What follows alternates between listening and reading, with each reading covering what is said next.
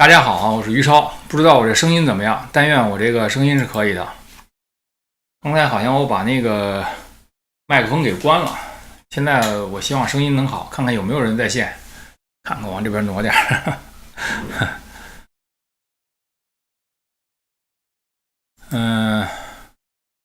看一下啊。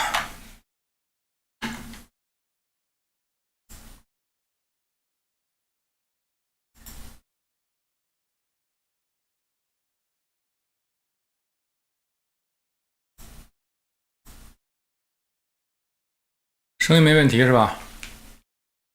那个，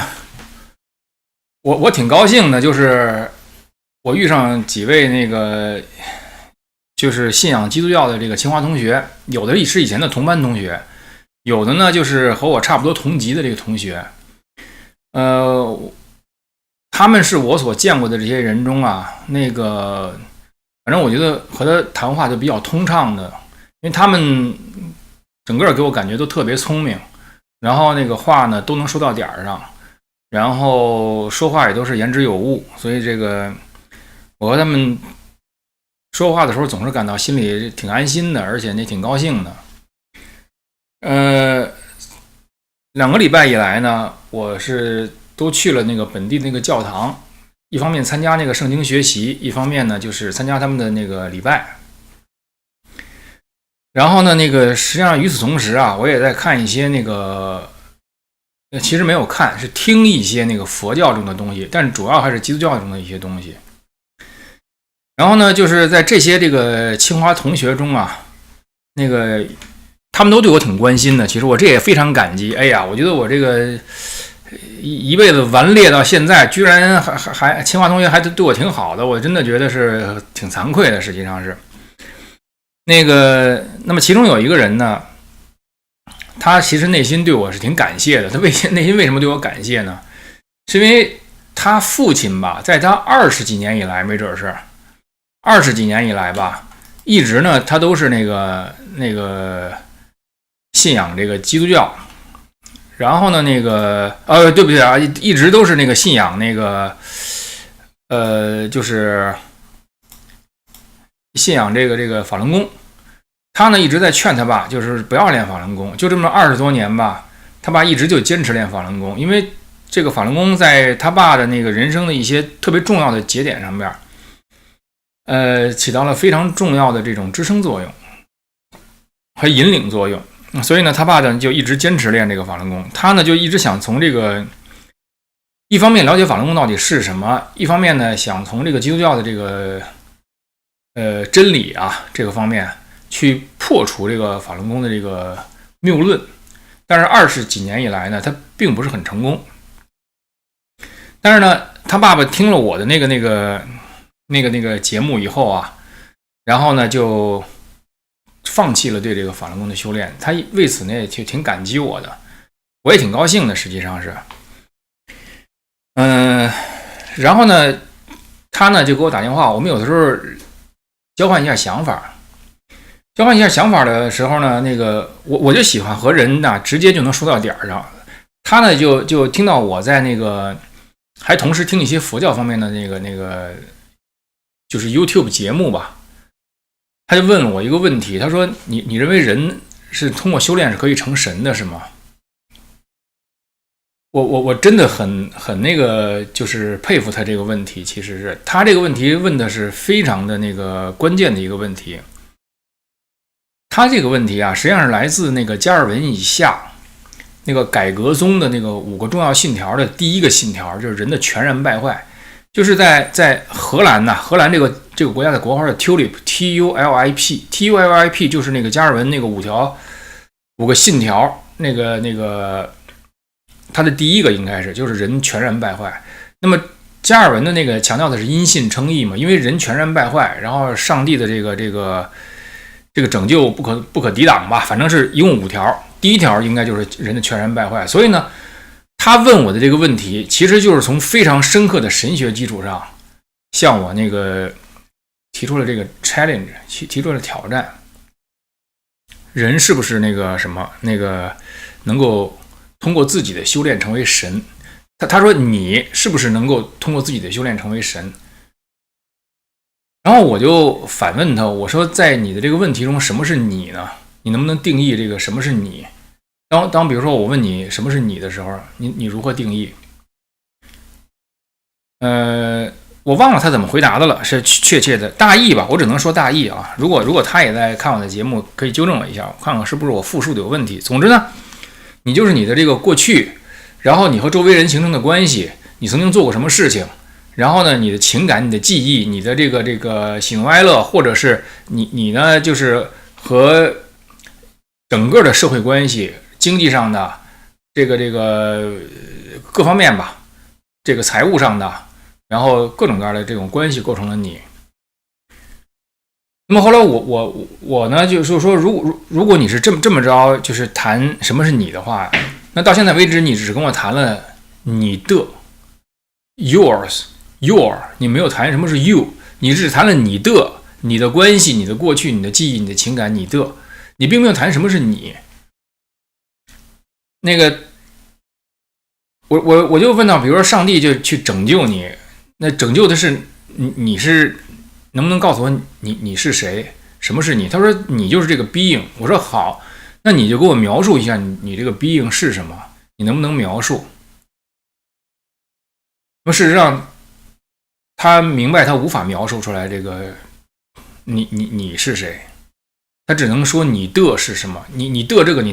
的那个你都可以说出几十个、上百个或者更多个，但是你是谁你说不清楚。我跟他讲，我说也许呢，这个就是佛教他试图回答的一个问题。金刚经试图回答了这个问题，心经没准也试图触及这个问题。实际上呢，就在更早那个就是西方那个文明那个亚里士多德，他在谈4种 cause 的时候 ，material cause 啊，什么 final cause 啊，他也试着用4种 cause 4种因来定义一个眼前的事物，我说，所以实际上这个问题呢，是一个非常深刻的一个问题。我说，实际上在人的这个层面是没有答案的。我说，对于你来说呢，就是说关注自己是不是得救，包括你关注我是不是得救啊，这个问题的确是非常非常重要的。而且我说我也关切呢，就是说我也感谢，就是你对我的这种关切我是不是能够这个得救。那么，但是呢，我说，也许你应该知道，就是对不少人来说呀，就是这个回答刚才我那个问题，是他人生中特别特别重要的问题。我就是谈了这么一个想法。那么实际上呢，就是说我下边又可以分开2部分去谈。就是前一段那个肖明啊，在他的节目里出了一期节目，就是这个《金刚经》《道德经》还有那个圣经，它有没有这个相通之处？那部节目，其实我觉得他这个问题探讨的是相当及时的，你知道吗？也是非常值得探讨的。但是呢，很多很多的这个至少的自称吧基督教徒的人，对他问这个问题觉得是很不好的。问这个问题，因为问这个问题，你是把这个人的这个写出来的东西放到了那个上帝的这个启示所写出来的真理，给他平起平坐了。所以他们就是很多那个，就是实际上对他问这个问题，我个人说啊，我不知道你是不是这么想，但是只能从我观察，我个人观察到的是，这个说轻点的不屑一顾，说重点其实是心里是挺生气的，你知道吗？网上有另外一个人叫这个徐思远，徐思远呢，我以前对他的印象吧是谈一些这个保守主义啊，谈一些那个什么这个基督教的一些东西，我觉得他其实并不是很了解。然后呢，他就用非常那个肮脏的这个脏话呀，去骂这个肖明，可能后来也骂我了。然后呢，那个我呢就开始和他对骂了。其实我在这个节目里也可以明确的告诉徐思远，我之所以那么骂你，就是因为你骂了肖明。那个，因为肖明他没有办法去用同样的脏话啊去反驳你。那你呢，实际上是在这场那个，就是你对他的这个脏话之中啊，是基于他的身份，或者基于他拉不下脸来，无法反驳你这么一个弱势的这个状态，你去用言语呢去欺负一个人。那么我不希望看到肖明被你这么欺负，所以呢，我呢就开始骂你了。然后呢，我骂的话也是非常难听，非常难听。其实我还能骂更难听的话，因为我在将近10年的监狱中也没有那个也进行了一番自我教育吧，也进行了一番自我教育。所以呢，看上去就是说你骂的这个花样啊和恶毒程度啊都不太能比得上我。然后呢，就是后来呢，在这个骂的这个过程中啊，就有了解这个徐思远的人给我贴了很多这个徐思远过去的发言。哎呦，我一看徐思远过去的发言，就是完全是用那个非常下流的那个话去骂一些就是女性的这个公众人物。哎呦，我当时就很那个感到心里的这个踏实，因为我觉得就这次我那个对他的这个小小的一个提醒吧，或者你称之为惩戒也可以啊，那个是非常那个得体和及时的，这是我的看法。但是很多人可能不这么看，因为很多人看我口出这个非常难听的污言秽语的时候，都感到尴尬，都感到那个什么。我想跟你说一个基本事实，就是我能说比那个还难听、还恶心、还让你尴尬的话，能长时间的说，因为我比较有想象力，而且我比较有正义感。你真的要干出这种事儿来，你不是徐思远那种就是欺负人的人能干得出来，你得让专业的来，就是让我这样的人来，才能骂得出来。那么我在这里边其实有好多事儿都可以分析分析。后来就是说，他身边还围着一群人跟那儿谈那个什么那个基督教啊，什么这个保守主义啊什么的。但是这些人在几年以来呢，都那个对他这种就是这个用下流的语言去侮辱这个女性的这种做法啊，似乎好像是一种可以容忍的这种做法啊。并没有像我这样上去骂他，你知道吗？这些事都使得我在考虑，我试着看看我能不能把这些事来龙去脉都给说一说，就是我就跟那个我那个清华同学说呀，我说你知道为什么？就是我知道你为什么，我就问他你知不知道为什么？就是你在20年之中，你没有能够就是帮助你爸从法轮功走出来。而我呢，就是通过自己的节目，使得你爸看到了法轮功现在的情况，然后放弃了练这个法轮功。我说你知不知道这是为什么？他说因为可能你是内部的人。我说不是这个原因。我说就是你要想让一个人放弃法轮功啊，最重要的是你说出法轮功好在哪儿，而不是说出法轮功坏在哪儿。这个话题我在以前的节目中曾经谈过不止一次，我不知道大家注意过这一点没有。但是假如这个人就是你最关心的人，你最亲近的人，你明白这一点就变得非常非常重要了。要么你明白这一点，要么你就等待着20年之中他终于听到我的节目，你选择哪个呢？那对你来说比较好的最好是选择你能明白这一点。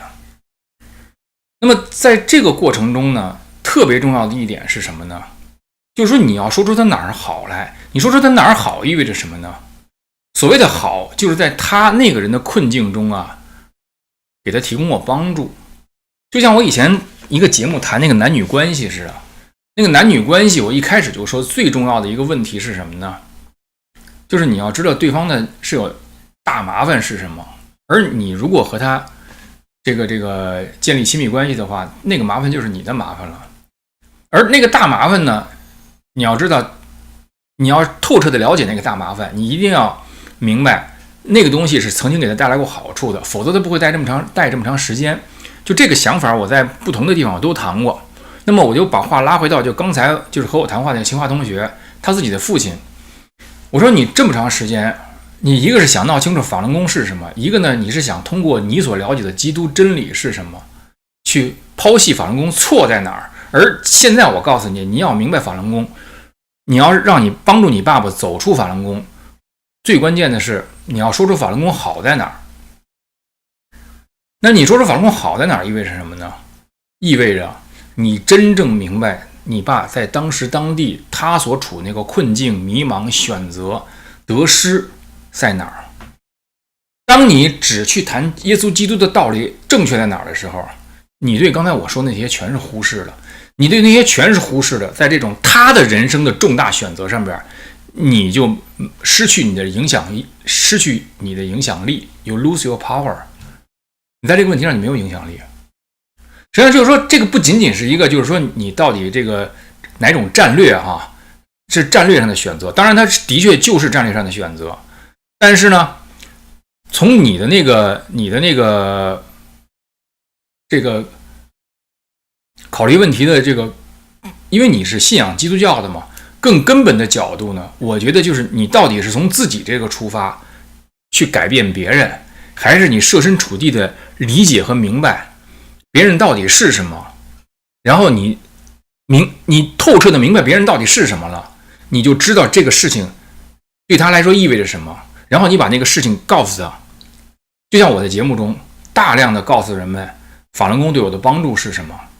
既然我大量的告诉人们法轮功对我的帮助是什么，甚至到现在我做这些事儿，就是揭露神韵的黑幕，都是因为法轮功的道理塑造的我，让我做那个。那这就摆在你眼前一个悖论，就是说我大量的说法轮功好在哪儿，为什么别人听了我的节目反而离开法轮功了？这不是一个问题吗？这是一个尖锐的问题，这是一个尖锐的问题。当你比如说你作为一个信仰基督教的女儿，而且我个人认为你对基督教的信仰是相当深厚和那个 solid 和坚实的。那么正因为如此，你要问自己，为什么没有能看到我的这个视角？这是为什么？为什么你始终站在自己这个角度，而不去理解眼前的现实是什么，而试着拿自己所理解的一个理论或者圣经吧，你被你称之为圣经，但我说的是我称之为理论。之所以称之为理论，是因为你至少在帮助你爸走出法轮功这一点上来，你没有能够让自己的生命活出那个就是有基督真光的那个以能帮到他，结果就是一个答案，是吧？所以在这里边有个特别重要的，就是一层一层一层。你要想帮助他，你得知道法轮功好在哪儿。你之所以知道法轮功好在哪儿，你是因为知道你爸困难在哪儿。这每一步都是一次，你可以说是像深渊的一跃。没有人乐意往深渊里一跃，因为你已经被耶稣基督怎么说呢？恩典去拯救了，已经获得了救恩了。你何必再脏自己的手或脏自己的思维去深入那个深渊呢？你不深入深渊，那个人就得不了救，就这么简单。你不深入深渊，那个人就得不了救。你不去骂徐思远，徐思远就在网上天天用乳房啊、逼啊，然后这些那个什么月经啊、绝经啊，骂每一个女人。而一些周围在谈什么基督教保守主义的人，还围着他那谈基督教保守主义。这次我就是在他们每一个人的咖啡杯里边都吐了一口痰，我很满意自己这么做。现在我的问题就是说呀，你的人生走一遭，你到底是选什么？我再说一个事儿，就是上一次节目我是4月4号做的，就是在一个旅馆里做的。那旅馆我是参加那个 Hillsdale 的一个 Hillsdale College 的一个研讨会，谈的是那个美国对外政策。那么在那个研讨会呢上面呢是连续3-4天吧，3天，大家就经常在一起吃饭，在一起吃饭，大家也是一个互相认识、互相交谈的那么一个机会。那么就是应该是一个北卡罗来纳的人，听说我是那个马萨诸塞州的人嘛，他就跟我说起马萨诸塞州有一个人叫什么什么什么，我记得他那个姓啊 ，last name 叫 Harr。他说你们那谁谁谁你知道吗？我说哎呦我不知道。他就说起这个人来了，说这个人是特别特别勇敢，非常非常勇敢。说他那个就是当时那个在那个上世纪80年代的时候，在波士顿横行那个黑帮叫 Boston Mob， 就波士顿暴徒吧，波士顿黑帮欺压当地的这个百姓，我是都很难想象。说实在的，在波士顿就是有这样的黑帮，而且这黑帮盘踞时间很长。盘踞时间之所以这么长呢，是因为那个联邦调查局啊去罩着他们，因为那里边有些联邦调查局的现任其实也是黑帮成员，所以呢联邦调查局就不惩罚他们。结果这个人呢，他就完全凭一己之力，没有任何人去保护他、帮助他，他就觉得这个事不对，就觉得我的波士顿乡亲们不应该被这坏人这么踩，你知道吗？结果他就在报纸上一篇一篇的揭露他们，那是极其危险的。他做这个事儿，同时得罪黑帮，也同时得罪那个联邦调查局，但最后他就凭一己之力啊，就是掀起这个社会对这个黑帮的那个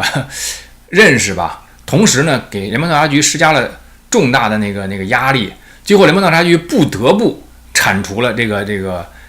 黑帮。这个是在 Amazon 还是在 Netflix 上啊？那个在 Netflix 上有那什么，有一个电影，他专门拍，有一系列电影，就是一个 TV series， 可没准是专门拍这个人。后来我听他说这个故事，就是上世纪80年代的，上世纪80年代离现在都多少年了？离现在都45年或者50年了。后来，而且他说的这个人是如此栩栩如生，就好像这事儿刚发生在昨天一样。当时我就挺感慨的，我觉得这种人就是我来到美国以后啊，听说的那种叫 local hero， 就是地方英雄。有一个电影叫《地方英雄》，我之所以知道这个电影，是因为我最喜欢的那个歌手 Mark Knopfler， 他那个有一首歌叫 Going Home 回家，说的就是地方英雄这个电影的那个主题歌。那个就这些人呢，在美国社会里，我听说过不少的这种真人真事儿，就很传奇。就是好像在俄勒冈还是在哪儿，有一个女孩，她呢就是要保护一棵就是年龄特别大的树。那个有一个财大气粗的公司就要砍这个树，她呢就爬到树上去住去了。总共在树上住过230几天，但是这个时间拖了700多天，700多天就是2年吧。你想这个人他是有或者是上学或者是工作，他全都放弃了，他就为了保护这棵树，就爬到那个树上去住。真正在树上待的日子有230几天，不是250几天，就是这个是完全中国人就做不出来的，你知道吗？因为中国人他都会盘算，都会算计，他说那些高大上的事儿说的很多，但是你要真正让他做点什么事儿，哪怕是保护一棵就是佛教中讲有情和无情吧，保护一棵无情的，就是没有这种人的情感啊，和小猫还对你喵喵叫，没有这个保护一棵树，他就能爬到那个用命爬到那个树上去。刚才我说的那个哈尔吧，我如果没记错的 HARR 那个人也是这么一个人。还有以前有一个故事，就是说那个德克萨斯的那个有一个人吧，他从大学毕业的时候，他那个毕业论文说就是说那个应该限制那个议员的工资。然后他的老师说你写的什么乱七八糟的，给他来了个 D， 他就很不服气，他就觉得就从那个美国那个建国先贤的理念来讲啊，就应该那个限制议员的工资。结果呢，他就按照这个想法，一年的给每个州的议员写信，写了20年，不是写了多少年？他已经从年轻人变成一个秃头胖大叔了，就是你经常可以在麦当劳那儿见到的那个美国的胖白人嘛，反正也不得志的那种白人。但最终呢，应该是哪个州我忘了，反正有一个参议员觉得他说的是对的，然后呢，那个就把他的这个意见给采纳了。但是光一个那个州呢还是不够，他那个就是最后有27个州就把它采纳了。所以这个人真的就是那个就是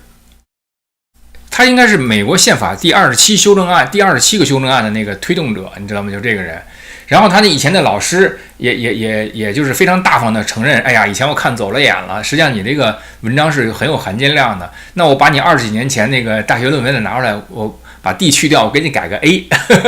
给他改了个 A。就像这种故事啊，就其实特别的温暖人心，我就觉得。就是我来到美国以后，就能听到这种真实的故事，我都觉得就是挺幸运的。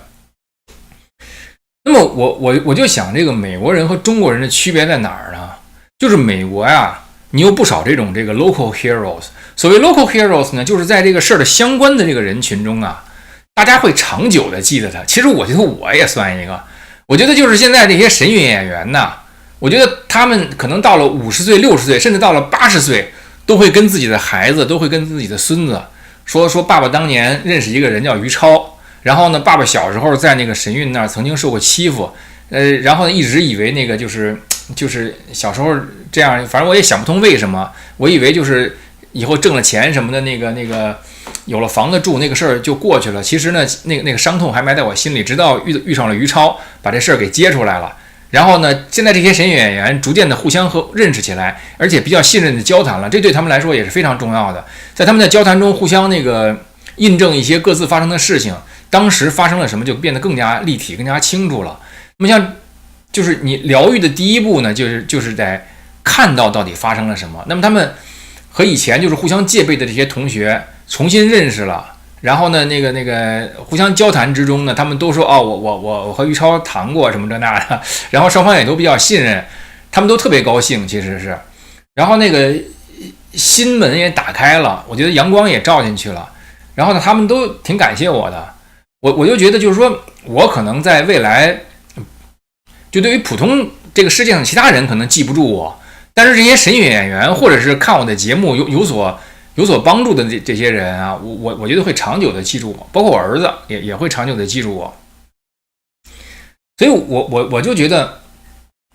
一类人呢是在人生的路上啊，尽可能的把你所知道的，无论是你好的或者你摔过的跟头，尽可能的就是分享给别人。那么另外一类人呢，他们就是那种用自己既有的这些，无论是才华呀，或者是钱呐，或者是什么呀，谋一个出人头地，你知道吗？谋一个出人头地。我就是听了不少法轮功里边的故事，至少在国外吧，在国外的这些法轮功群体里边，它实际上根据你有多少钱，你有多少才能，形成那种非常小而紧密的这个圈子。我这个圈子只跟这个圈子的人的混，然后呢，他们有点什么好处啊？就是非常积极的去结交这个主佛以及主佛身边的人，这样的话呢，他们就感觉我就是以后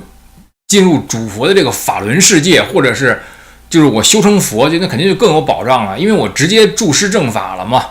所以你在法轮功群体里，你很少，至少在国外是这样，你很少看到一个人呐，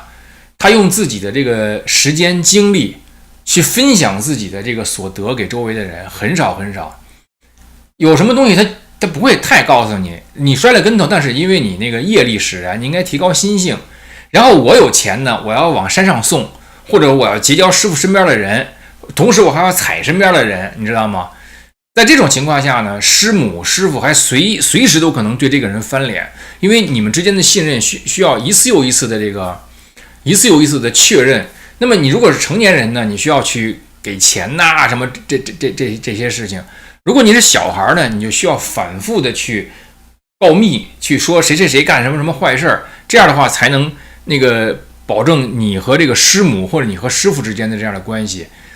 所以我就觉得这是两种人，一种人呢就是说你把自己的这个所得呀去分享给别人，同时呢你有这样的这个同理心，或者你有这样的愿望，就考虑你眼前的这个人呐，到底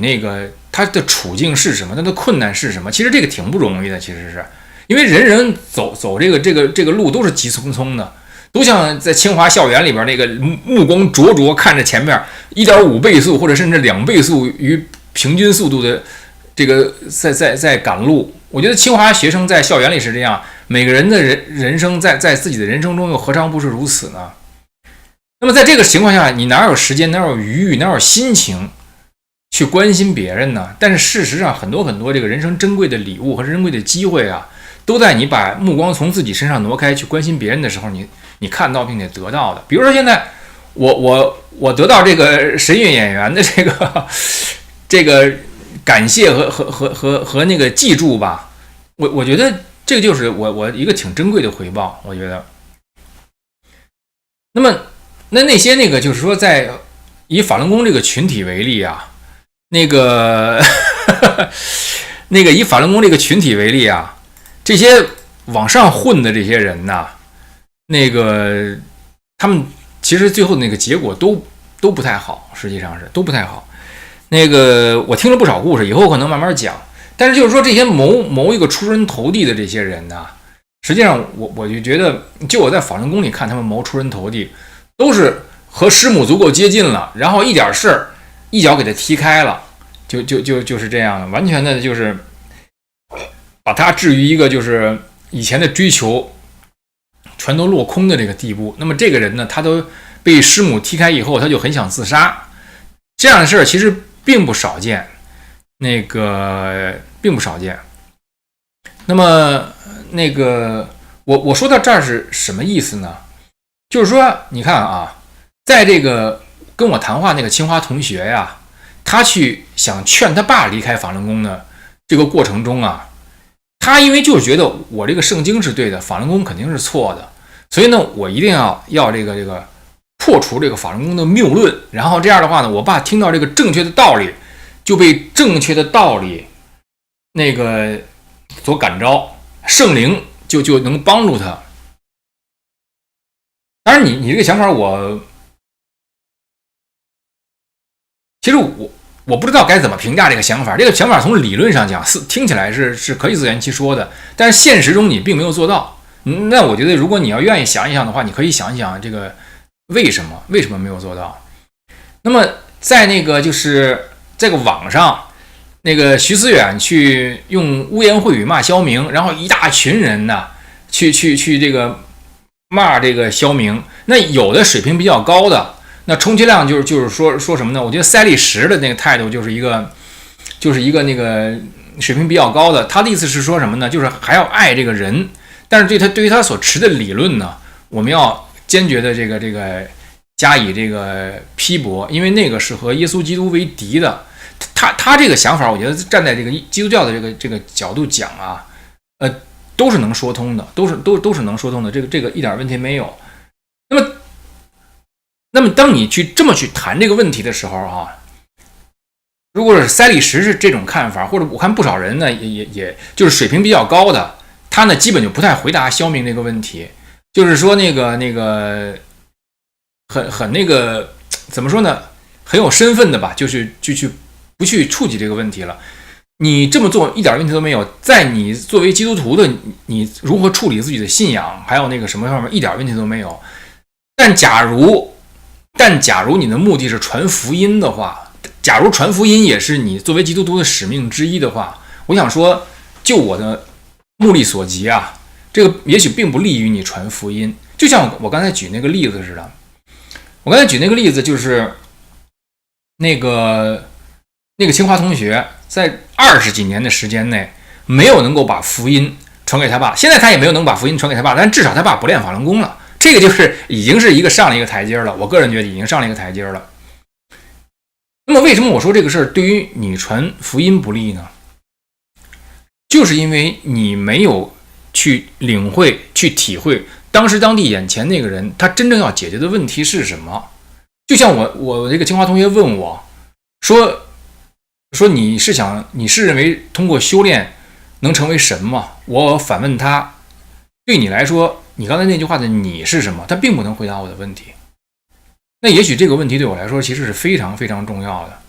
你到底是什么？这个问题其实不仅对我是重要的，我觉得可能对亚里士多德也是重要的，我觉得可能对苏格拉底也是重要的，对这个走过这个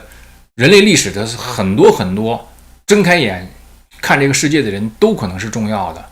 但假如你在传福音的过程中你不能够回答这个问题的话，或者你此前连想都没想过这个问题的话，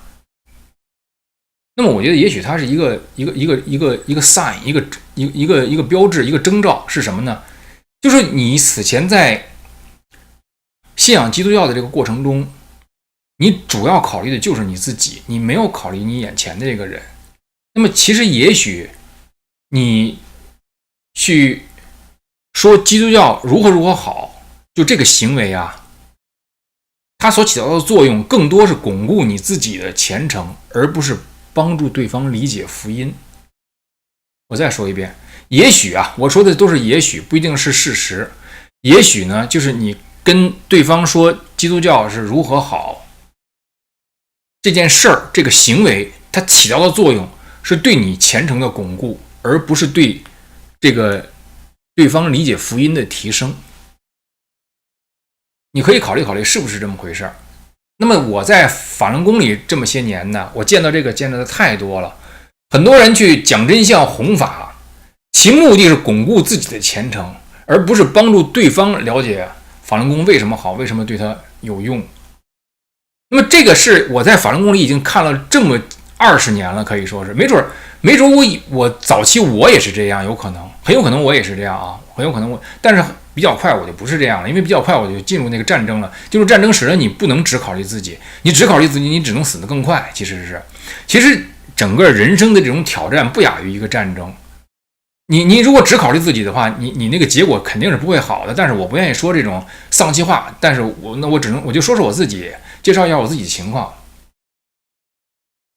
所以当一个人他去考虑这些事儿，去传播这些福音的时候哈，你可以看一看，就是等而下之的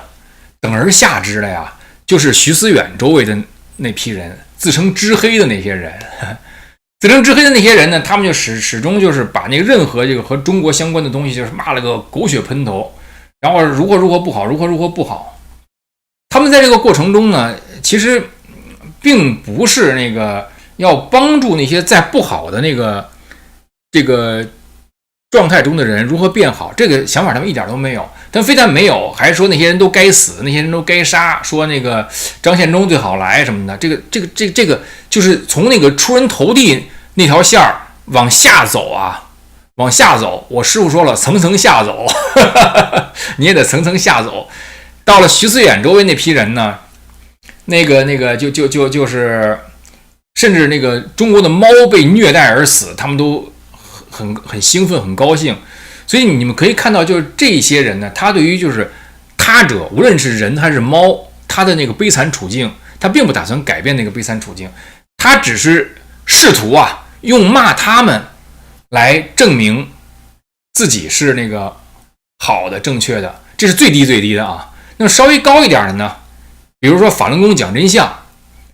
不是通过骂谁来证明自己好，是说这个法轮功如何好，来巩固自己的前程。而呢，具体你信不信法轮功，你得不得度啊，那是第二位的。第一位是我做了注释正法的事儿了，其实一模一样的情况呢，出现在这个基督徒的这个群体里。那个徐思远旁边有一个，我看也跟老流氓差不多的一个人吧。徐思远周围的人基本都是流氓，你知道吗？就你别看他跟他那些人说什么那个基督教也好，保守主义也好，我告诉你啊，徐思远如果从2020年到现在是这么骂女性的话，如果你还在他身边，我不管你说什么，你在我眼里就是流氓。因为如果你不是流氓的话，你和徐思远那个当面在一起，你应该左右开弓扇他20个嘴巴，让他跪在地上管你叫爷爷。这个我认为你不是流氓，你知道吗？你应该在餐桌上的每一个人的盘子里喝的那个什么那个汤里边吐一口痰，这样我认为你才不是流氓。而且明白告诉你我之所以往你杯子里吐口痰，是因为你骂那个女性的话比这痰还恶心。既然你能忍受那个恶心，那我给你再加点菜，今天再多加一个菜。你没有做，你还围在他身边谈什么保守主义，那你就是流氓。这就是我的看法啊。那么那个旁边有个就是还乡团长的那个人，他呢就是始终的就是试图啊，就是在这个证明哈，这个《金刚经》和《道德经》如何不好。你看这个是如何是吃屎。这他们有一个咒语吧，叫吃屎。这个应该是徐思远这个教门的一个很重要的咒语了。他们认为这个喷出这个咒语之后，这个世界可能是对他们就变成了就是有闪光的一个世界啊，但是不太生效。他们就是并不关心眼前的人呢，就是怎么那什么，而是更加关心，我已经信了基督教了，我已经是被基督的真光所这个照耀了，这样了。所以呢，就是说他们一点都不关心，就是说这个对方能不能够领会这个福音。他们在被他们称为这个护教或者那个就是怎么说呢？捍卫基督教这个过程中吧，我不认，说实在的，我不认为他们的行为是捍卫基督教啊，我不这么认为。我认为他们的这些整套的行为都是让人看低基督教，因为我也读过一些基督教的书，其实是那里边还是有一些不少高明的人的，那些人并没有这么做。说实在的，我只是说中国这个群体里边，对他们来说，他们能把所有的场景都变成了这种出人头地的场景。自己没有能力出人头地的时候呢，自己就去骂别人，然后呢，让人在骂的这种痛快之中呢，找到了一种相对的这个出人头地这种感觉，你知道吗？总之呢，他们活一辈子，就是对周围人的那个帮助啊，其实是相当少的。这个都说的太客气了，他们对周围的人主要带来的都是伤害，你知道吗？尽管他们就是说这个耶稣基督如何好哈，实际上就是这些人，我个人觉得哈，就是我从为基督教好的这个角度出发，就是像这些人，他与其信基督教，他不如不信基督教，因为你信基督教这个信仰，只是被你作为一个去伤害别人，以证明自己已经就是得救的这个工具，让你谋一个出人头地的感觉。那么实际上对基督教不好，对于那些想接近基督教的人也不好。也就是为什么好多前信基督教，这要打引号，前信基督教的这些人呐，他的孩子反而不信了。不是因为外界的这个诱惑有多大，每个时代都有诱惑，每个时代都有艰难的考验，并不是奥古斯丁那个时代就没有诱惑，你2024年你才有诱惑，诱惑在2024年突然 pop up 出现了，不是这么回事。世世代代都有诱惑，关键的原因就是你没有活出那个耶稣基督带来的真正的生命，这就是唯一的答案。其实说实在的，那所以说到这一点，到底什么是虔诚的相信，什么是信，这个动词到底是什么意思？这也就是为什么那个 Jordan Peterson 他太太前2天皈依了天主教，而他还是 Jordan Peterson 本人现在在全世界巡回演讲，和上帝摔跤的人嘛，使得大量的人都信仰耶稣基督，他还是不信这个，他还是不去教堂，不去这个受洗。他就前2天的那个 podcast 明确的说，教堂的一些信条我不认同，就是到底什么是信，这是一个问题，其实是。那么所以我就在比较这些那个事情的时候呢，我觉得就是无论大事小事啊，其实你都有一个地方英雄和那个出人头地的这么一个选择，你知道吗？你至少可以做谁的地方英雄呢？ local hero 啊。什么叫 local hero？ 就是和你相关，在你这个共同体之内的那些人，会长久的纪念你的那些事儿。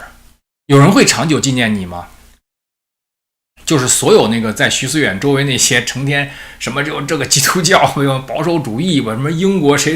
吧，然后马上说什么耿肖南那个我和他见过面，他别有没有思想不知道，就是胸大，说什么那个你绝经的女人像疯狗一样乱咬，这全是徐思远名言。就是这一圈的这群男流氓吧，男流氓女流氓，你说会有人记得你们吗？你们之所以就是不会被人所记住，你要被人所记住，也就是被作为我于超痛骂的那个对象所记住哈。就是说你们之所以没有被人记住，因为你们从来在人生中没有向别人真正的伸出手给过别人什么东西，就这么简单，你知道吗？就这么简单。那么具体你谈什么基督争光不争光吧，什么那些东西吧，我说现在大家不都识字了吗？我说用得着你在那儿给。可能对于那些就特别那个孤陋寡闻的人吧，反正是那个他可能会从你那儿听到一些东西，但是我觉得他但凡要应用一下这个保守主义也好，或者基督教文明也好，或者什么骑士精神也好，他就不能容忍你这么做。当他不能这么做的时候，就说明他从你那儿接出来的知识只是知识，没有变成真正的生命，是这样的。所以我就是觉得哈，就是说，有一些问题其实是非常关键的。就比如说刚才我跟我那清华同学谈什么是你的问题，什么是你，什么是你，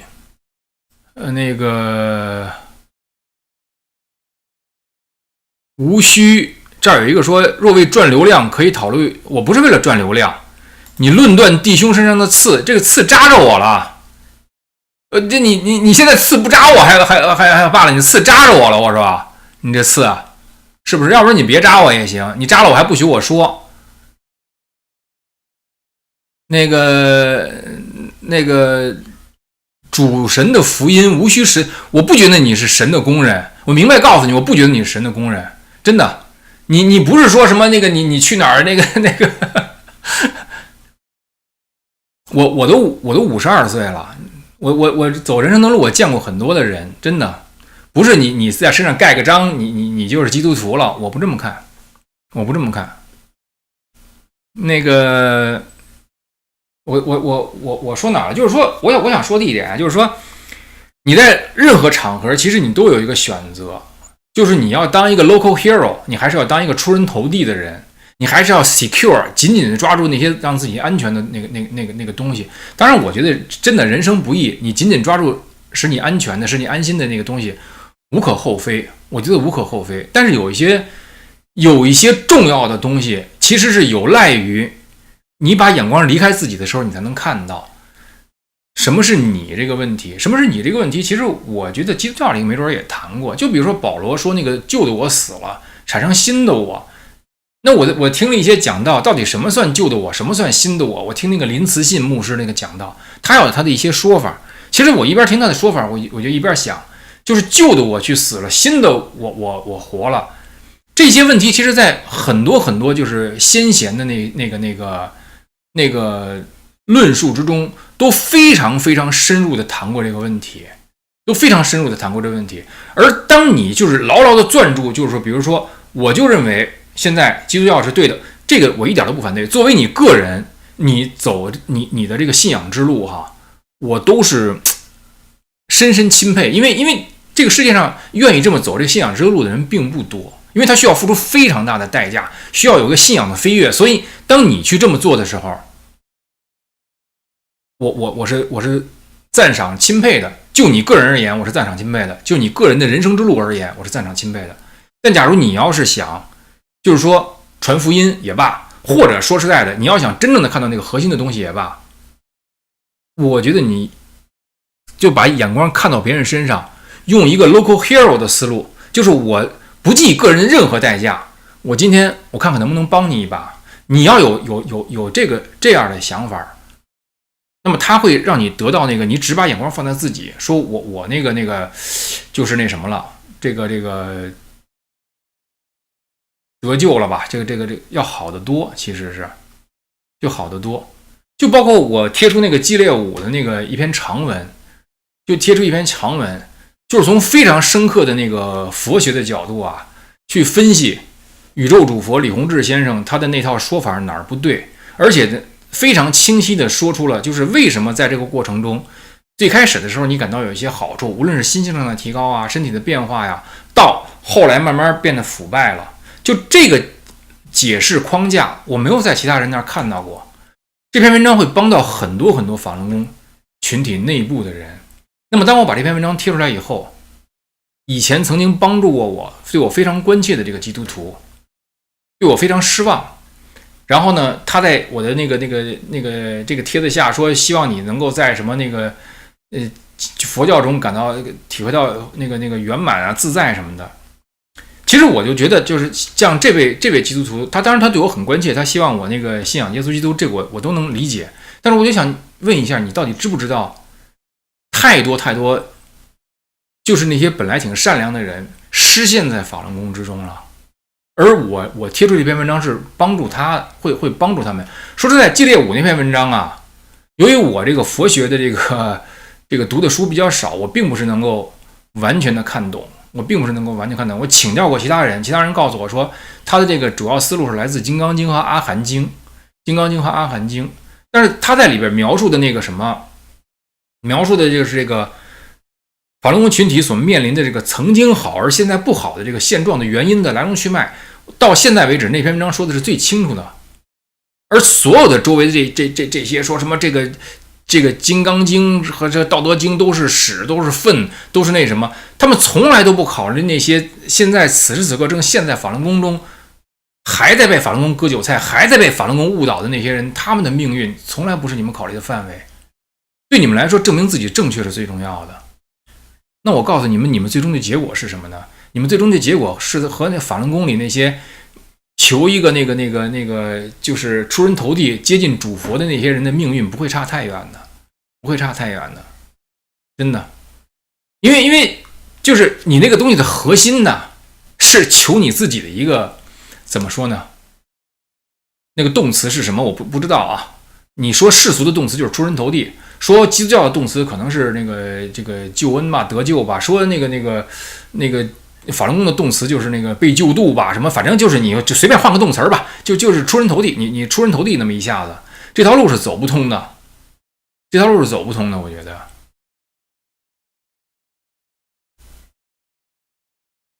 那么就是我这些东西感触真挺深的，因为我个人处于过很多绝境，说实在的，我也看到过别人处于绝境，甚至现在我还看着是很多人在这个绝境之中，其实我真的是有心无力，就包括很多法轮功的这些现在的这个信众，我希望能有所帮助，但是我有心无力，我已经把我能做的基本都是做到极致了，可以说是。做到极致了，极致到我自己都没想到能就是冲锋陷阵到如此深入的这个程度，我的确是没想到。包括我面对的这个报复也如此凶险啊！那个我不觉得神离我远，实际上是我觉得神就在风暴之在我这种选择的风暴之中，神就在我身边。我是这么想的。你不进入这个风暴，你还接近不了神呢，甚至是。那这个风暴里有多少是为我预超自己，有多少是为别人？其实这个百分比咱们可以算一算。我个人觉得，所以就是说，在那些口谈保守主义吧，然后那个春天一来，马上就跟那个公狗发情一样的徐思远周围那些人吧，他们离神近还是我离神近呢？我就觉得，我想问这么一个问题。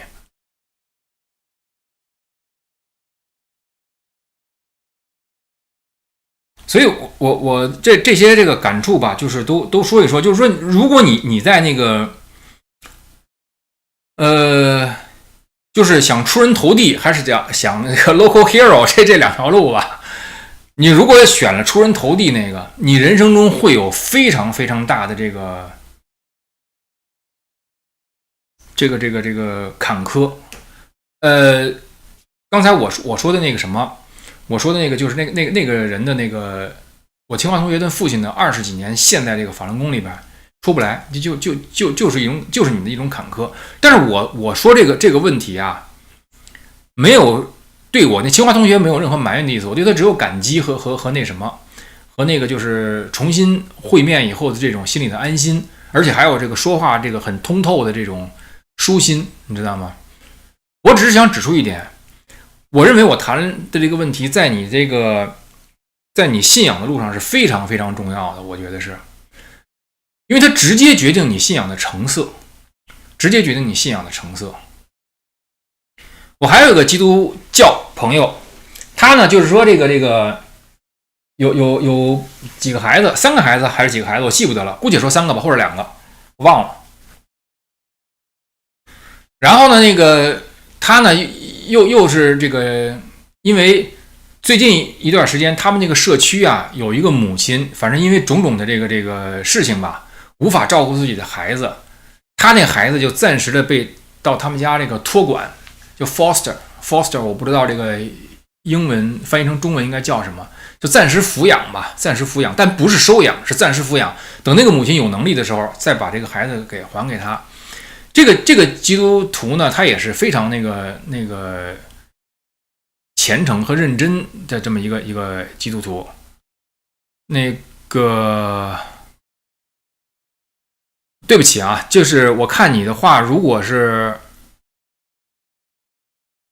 我觉得像五毛，我会封掉你，你知道吗？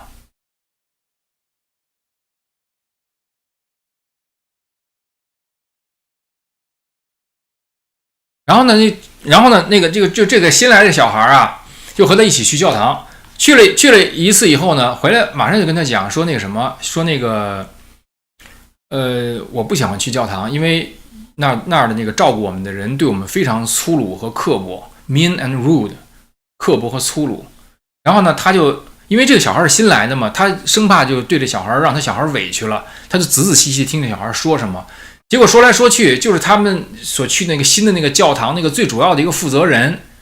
那个一个白人女性对这些孩子背地里啊特别的刻薄和粗鲁，而这个白人女性对于他们其他人呢，完全是另外一副脸。结果呢，他听了这个大吃一惊，然后又问他的另外的2个小孩，他另外2个小孩都告诉他，就都是这么回事。哎呦，他就特别那个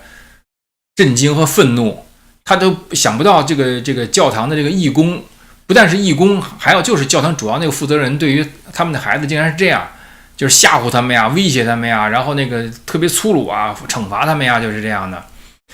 然后呢，那个后来我就跟他说呀，我说这个其实是一个例子，你知道吗？我说就是在教育孩子的这个路上，我以前做好多就是关于教育的节目，今天我再多说2句，因为这些事在我看来都是相通的。我说你教育孩子，我说基本上是一个什么态度呢？就是我知道什么对，你不知道，因此我要告诉你，我要带领你，我要引领你。我说我教育我的孩子呢，就像我在做很多其他事一样，包括我做节目，我做节目里边我就曾经说过，我这个节目和别人节目不同的一点是什么呢？不是告诉别人我知道什么，而是告诉别人我的无知，分享给别人我的无知是什么。我告诉别人我哪不知道，然后呢，通过这种分享呢，也许让我的观众也知道，哦，哪我也不知道，因为咱们都在人生路上都是有很多无知的人，因此我们在人生路上就是一个同行，一起肩并肩眺望前程的人，我们就是同行的人。我不但和我的观众是这个关系，我和我的儿子也是这个关系。我并不跟他声称我说的都是对的，我只是跟他有一个约定，就是说假如你我之间有一个人声称自己是对的，那他需要经得起质疑，那么质疑的那个人呢，需要提出高质量问题，就是这么一个约定。我并不声称自己都是对的，我欢迎他质疑，他质疑我的那个问题如果不尖锐，我会帮他磨得更加锋利的来质疑，并且问他，你为什么不能提出一个尖锐的问题呢？我们这个10几年都是这么过来的。所以我就说呢，和孩子最好的一个相处的方式是什么呢？不是说你认为你比他知道是什么，而是你要和他一起明白自己并不知道，而和你孩子一起一个新的生命，一起去探索这个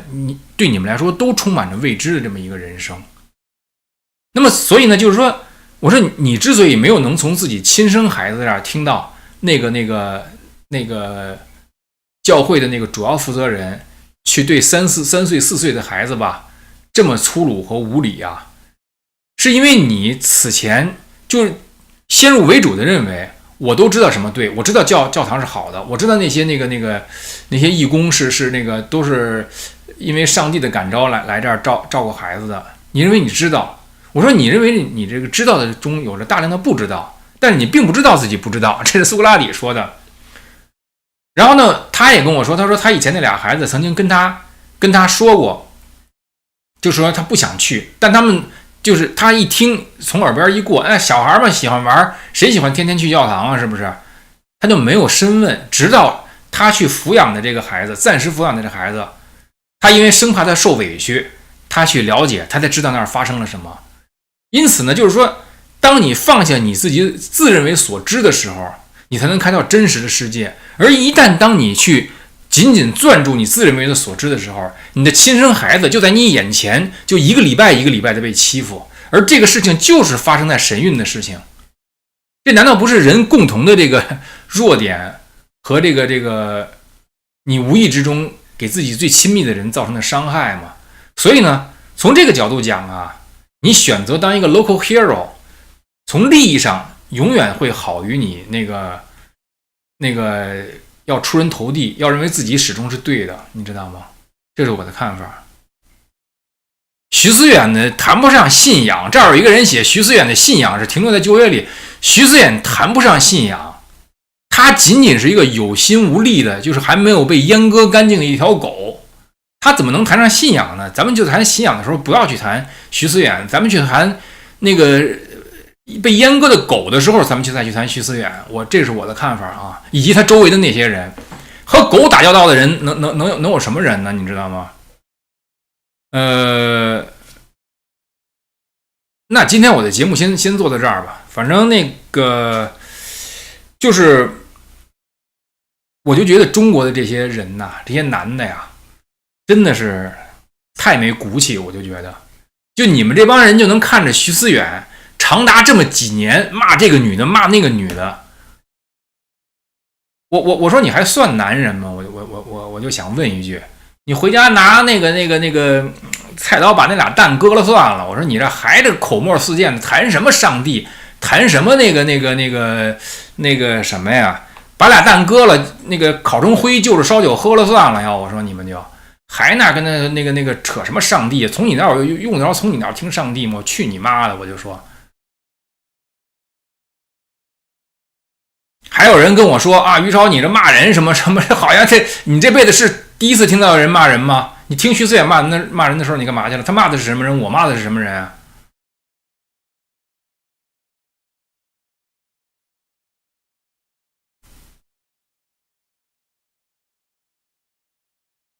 有人还在劝我跟那个徐思远骂街的时候，那个试图唤醒我的这个羞耻心哈。那个我对回答说，幸好我没有。你在我骂徐思远的时候试图唤醒我的羞耻心，那无异于两军对垒的时候，对方向你冲锋，你试着对对方说啊，生命是珍贵的。人朝你冲过来的时候就没考虑命不命的问题了。我骂徐思远的时候也没考虑脸不脸的问题了。说实在的，所以就是这些人攥着一点能够往身上涂点金漆，自以为意的那些狗屁道理，你知道吗？那些道理本来是好道理，你被你用成了狗屁道理了。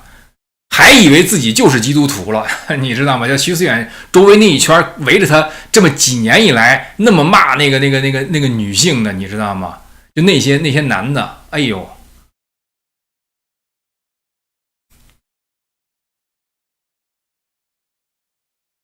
今天我这节目先做到这儿，我不是一个什么，